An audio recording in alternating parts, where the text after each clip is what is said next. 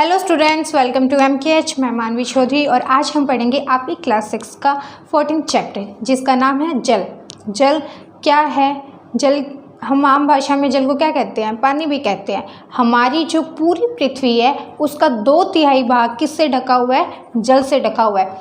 तभी तो हम अपनी पृथ्वी की जब फ़ोटो देखते हैं तो उसमें क्या होता है कि सब ज़्यादा क्या दिखता है? नीला नीला दिखता है। वो नीला नीला क्या होता है? वो सारा पानी होता है, ठीक है। लेकिन जल में भी क्या होता है? वो जो सारा पानी होता है वो सारा पानी हमारे पीने लायक नहीं होता, यानी कि हम उसे यूज़ कर सके अपने कामों में उस लायक नहीं होता। क्यों? क्योंकि उसके अंदर क्या होता है? बहुत सारे लवण की मात्रा होती है, वो बहुत ज़्यादा नमकीन होता है, ठीक है। तो इसी कारण जो जल है, हम देखते हैं कि हमारे आसपास बहुत सारे अभियान भी चलाए जाते हैं, जल बचाओ अभियान, जल है तो कल है ना। तो आज हम क्या पढ़ेंगे? जल के बारे में पढ़ेंगे, ठीक है। तो सबसे पहले इस चैप्टर की जो इम्पोर्टेंट डेफिनेशंस हैं वो देखते हैं। सबसे पहले किसकी डेफिनेशन आती है? जल वाष्प की। जल वाष्प किसे कहते हैं? जल का गैसीय रूप। इससे पहले मैं आपको एक बात बता दूं कि जो जल है ना वो 3 अवस्था में पाया जाता है। जल कितनी अवस्था में पाया जाता है? 3 अवस्था में। कौन कौन सी? ठोस, द्रव और गैस, ठीक है। ठोस यानी जल ठोस रूप में कैसे? बर्फ होगी, बर्फ होगी। द्रव रूप में कैसे? जो नॉर्मल हम जैसे पानी देखते हैं। और गैस रूप में कैसे? वाष्प होगी, ठीक है। तो जल वाष्प किसे कहते हैं? कि जो जल का गैसीय रूप है उसको क्या कहते हैं? जल वाष्प कहते हैं। नेक्स्ट डेफिनेशन आती है वाष्पन। वाष्पन क्या होता है? जल का गैसीय रूप में परिवर्तन होने की क्रिया क्या कहलाती है? वाष्पन कहलाती है। जल का वाष्प में परिवर्तन होने की प्रक्रिया को हम क्या कहते हैं? जल वाष्पन कहते हैं। नेक्स्ट डेफिनेशन देखिएगा, संघनन। संघनन क्या होता है? जल वाष्प के द्रव की बूंदों में बदलने की क्रिया, यानी जो जल वाष्प बन गई है, जो गैस रूप है जल का, उसका द्रव के रूप में चेंज होने की प्रक्रिया को हम क्या कहते हैं? संघनन कहते हैं। इसके 2 उदाहरण हैं। एक मान लीजिए फ्रिज है, फ्रिज में बोतल रखी हुई है, ठीक है, बिल्कुल ठंडा पानी है। उसको हम बाहर निकाल के रख देंगे तो थोड़ी देर बाद क्या होता है कि उस बोतल के चारों ओर क्या होता है? जल की बूंदें आ जाती है ना। ऐसा क्यों होता है? ऐसा क्यों होता है? इसलिए होता है क्योंकि जो बोतल हमने फ्रिज में से निकाल के रखी है वो क्या होती है? बहुत ज़्यादा ठंडी होती है। ठंडी होने के कारण वो क्या कर देती है? उसके आसपास की जो वायु है उसको क्या कर देती है? थोड़ा नम कर देती है। और नम होने से वो वायु जो ठंडी होगी है उस बोतल के कारण, उसके आसपास की वो वायु नम होने के कारण क्या हो जाती है? संघनित हो जाती है। संघनित होकर द्रव रूप में चेंज हो जाती है और उस बोतल के ऊपर जम जाती है ना। इसका एक और एग्जांपल है कि जिन लोगों के चश्मा लगी होती है वो क्या करते हैं? मुंह से उस चश्मा पे जब फूंक मारते हैं तो क्या होता है कि जो वो लेंस है वो भीग जाता है, वो पूरा धुंधला सा हो जाता है। क्यों हो जाता है? ये भी इस कारण होता है क्योंकि हमारे मुंह के अंदर जो वायु होती है वो कैसी होती है?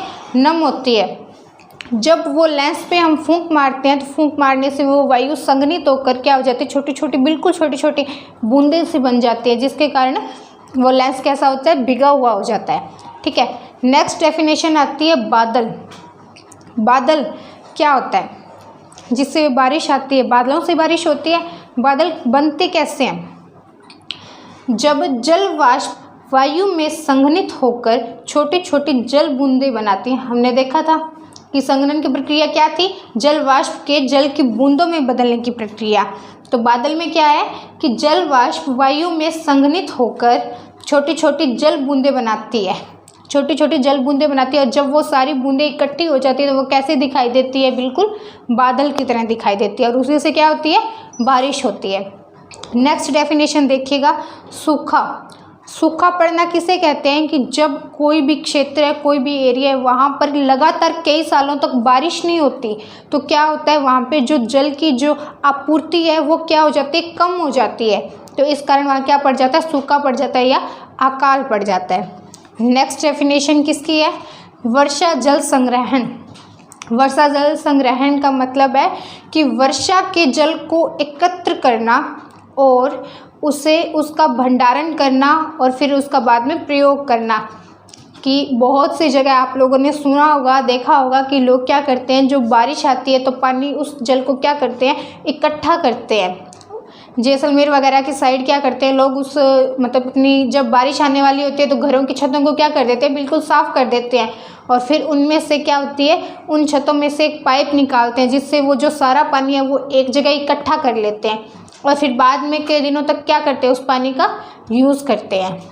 तो इसे क्या कहते हैं, वर्षा जल संग्रहण। वर्षा के जल को एकत्र करना और उसका भंडारण कर कर बाद में उपयोग करना। नेक्स्ट डेफिनेशन आती है ओला। बारिश होती है तब ओले गिरते हैं, है ना। वो ओला क्या चीज़ होती है, वो देखिएगा कि जल वाष्प का संघनन होकर पानी की बूंदें बन जाती है। ये हमने देखा था संघनन की प्रक्रिया में बादल ऐसे बन रहे थे कि जल वाष्प की जो बूंदें हैं, जो जल वाष्प है वो क्या हो जाते हैं, संघनित होकर जल की बूंदों के रूप में एकत्र हो जाते हैं और बादल बन जाते हैं। लेकिन कई बार क्या होता है कि ये बूंदें जहाँ पर ऊपर जो जैसे जैसे हम ऊपर जाते हैं तो क्या होता है कि जो तापमान है वो घटता जाता है, यानी ऊपर जितना ऊपर जाएंगे उतनी थोड़ी थोड़ी ठंड जो है वो बढ़ती जाएगी।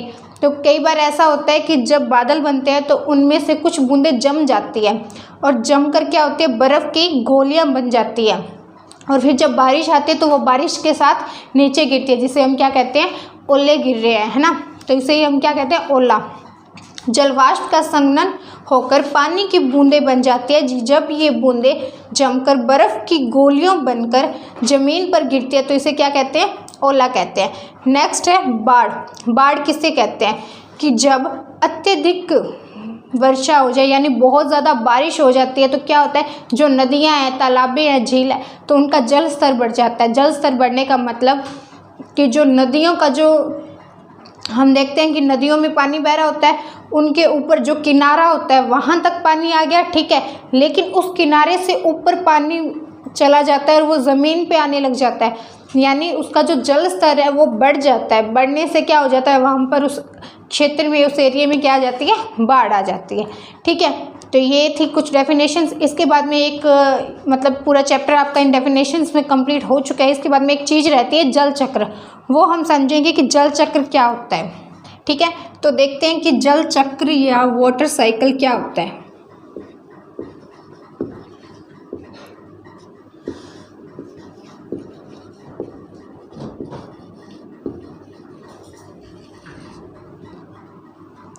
मान लीजिए ये समुद्र है, ये जो सारा एरिया है ये क्या है, समुद्र, और यहाँ क्या है कि कोई आवासीय स्थान है, यानी स्थल है या पेड़ पौधे वगैरह है।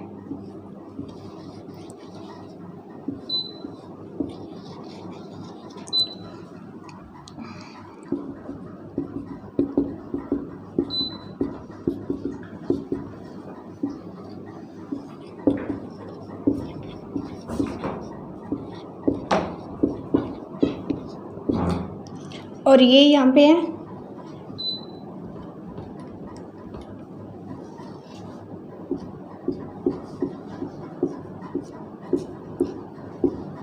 सूरज या सन। जब बहुत ज़्यादा गर्मी पड़ती है तो क्या होता है कि जो समुद्रों का जो पानी है वो क्या होता है, वाष्प बनकर ऊपर उड़ने लगता है। क्या होता है, वाष्प बनकर ऊपर उड़ने लगता है।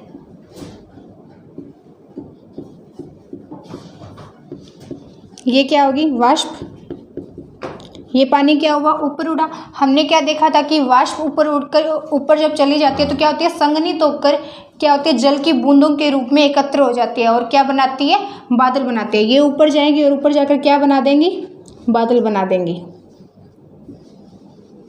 और ये बादल ऐसे ही आगे चलते रहेंगे और आगे जाकर क्या करते हैं, जब दो मतलब कुछ बादल जब एक साथ आ जाते हैं, एक साथ टकरा जाते हैं या फिर बहुत ज़्यादा मात्रा में जलवाष्प की बूंदें एकत्रित हो जाती है तो क्या होती है, बारिश करते हैं।